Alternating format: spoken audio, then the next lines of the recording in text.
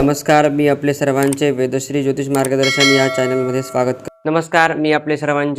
ज्योतिष मार्गदर्शन या चॅनलमध्ये स्वागत करतो। आपण या व्हिडिओमध्ये पाहणार आहोत की पितृदोष नक्की काय असतो आणि पितृदोषामुळे आपल्याला कोणत्या संकटांना किंवा कोणत्या परेशानींना आपल्याला सामोरे जावे लागते, हे सर्व काही आपण या व्हिडिओच्या सहाय्याने पाहणार आहोत।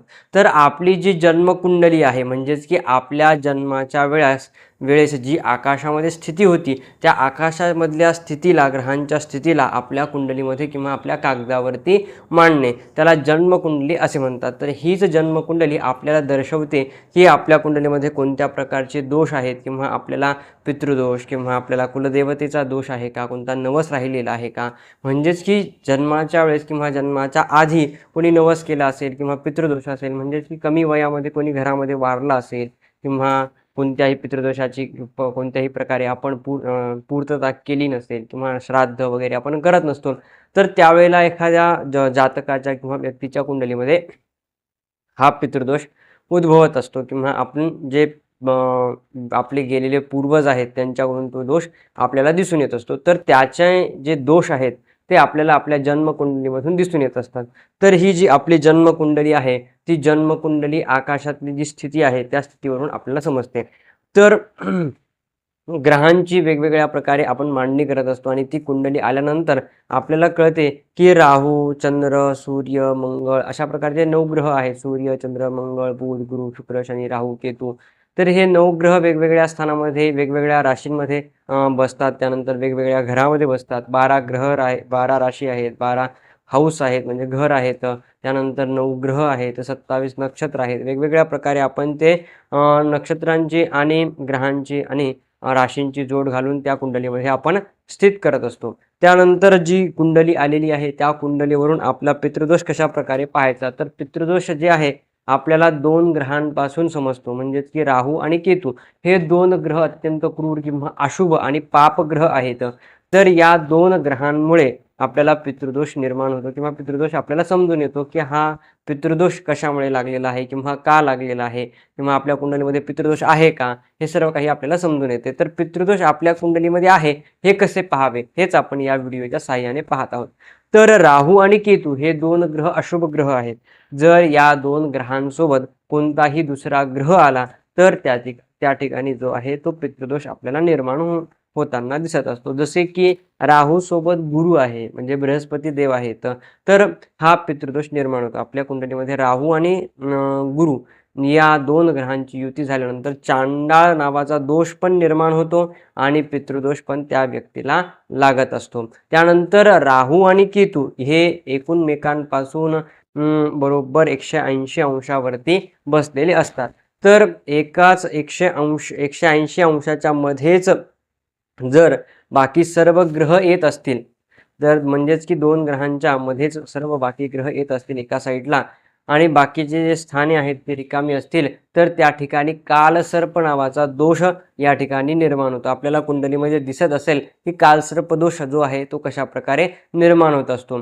तर हा कालसर्प दोष सुद्धा पितृदोषाचाच एक भाग आहे, किंवा पितृदोषाचाच एक आपण म्हणू शकतो की पितृदोष या व्यक्तीला सुद्धा लागत असतो।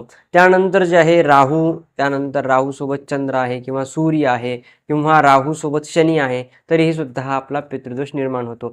तर राहू आणि केतू जो 2 ग्रह आहेत, या 2 ग्रहांसोबत कोणताही दुसरा ग्रह असेल तर तो पितृदोषाची कुंडली आपण मानतो। त्यासोबतच आणखीन असे बरेच नियम आहेत, जसे की जो लग्नेश आहे, म्हणजेच की प्रथम भावाचा स्वामी आहे, तो अष्टम स्थानामध्ये बसलेला आहे, किंवा अष्टमेश जर लग्नामध्ये बसलेला आहे आणि व्ययश जो आहे तो लग्नामध्ये आहे, तर या अशा प्रकारचे ज्या युती आहेत त्यानुसार जो आहे तो आपल्याला पितृदोष निर्माण होताना दिसत असतो।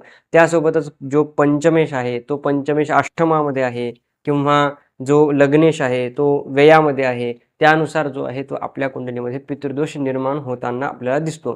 त्यासोबतच राहू आणि केतू हे 2 ग्रह असे अशुभ ग्रह आहेत, आणि त्यासोबतच या ग्रहांसोबत कोणता ग्रह आला किंवा आपल्या कुंडलीमध्ये पितृदोष निर्माण झाला, तर तो पितृदोष किंवा कालसर्पदोष किंवा लग्नेश अष्टमामध्ये आहे, अष्टमेश लग्नामध्ये आहे, किंवा वेश लग्नामध्ये आहे, तर त्या प्रकारे आपल्याला जो आहे तो पितृदोष लागत असतो. तर हा पितृदोष आपल्या कुंडलीमध्ये जर असेल तर त्यामुळे काय होतं, अनेक परेशानींना सामोरे जावे लागते. आपले कोणतेही कार्य पूर्णत्वास होत नाही. कर्जबाजारी किंवा त्यासोबतच आपल्याला मनस्थिती अस्थिर राहणे, कोणतेही कार्य पूर्ण न होणे, शिक्षण असो, व्यवसाय असो, उद्योग असो, त्यासोबतच आपण नोकरीसुद्धा करत असाल तर तेही सुद्धा अर्धवट होते. त्यामुळे काय होतं की आपल्या जीवनाला पूर्णत्व कुठेही प्राप्त होत नाही. म्हणजे नोकरीच करतोय तो पूर्ण नोकरी जीवनभर त्याने केली असं होत नाही. तो काय करतो की काही वर्ष नोकरी करतो, त्यामध्ये त्याला आणखीन नफा पाहिजे किंवा आणखीन काहीतरी आपल्याला आपण मोठं करू शकतो असं वाटतं, तर ते सोडून दुसरे पकडतो किंवा दुसरं केल्यानंतर पुन्हा त्याला दुसरं वाटतं की आपण दुसरं काहीतरी करावं. या प्रकारे त्याची चलबिचल त्याची परिस्थिती राहत असते. त्यामुळे हा पितृदोष जो आहे तो अत्यंत अशुभ दोष आहे. आणि हा दोष जर पितृदोष आपल्याला नाहीसा करायचा असेल किंवा कमी करायचा असेल तर पितृदोषाची शांतीची पूजा, जसे की कालसर्पदोष आहे, चांडाळ दोष आहे, ग्रहण दोष आहे, हे जे दोष आहेत ते पितृदोषाचेच असे वेगवेगळे नावे आहेत किंवा पार्ट आहेत. तर या प्रकारे आपण जाणून घेऊ शकतो की आपला जो पितृदोष कुंडलीमध्ये जर असेल तर त्यानुसार आपण आपल्या ज्या पितृदोष आहे त्याचा उपाय नक्की करावा. पितृदोषासाठी दान करावे, अन्नदान करावे. अन्नदान सर्वात श्रेष्ठ दान आहे. अन्नदानाने मनुष्य तृप्त होतो, त्यासाठीच पितरांचे किंवा पितरांना तृप्तीसाठी आपण अन्नदान करतो.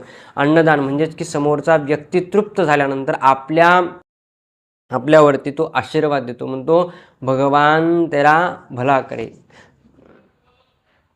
तो आशीर्वाद देतो. तोच आशीर्वाद आपल्या पितरांपर्यंत किंवा आपल्यापर्यंत, आपल्या पूर्ण परिवाराला, कुटुंबाला तो आशीर्वाद प्राप्त होत असतो. त्यामुळेच आपण म्हणतो की अन्नदान हे सर्वात श्रेष्ठ दान आहे.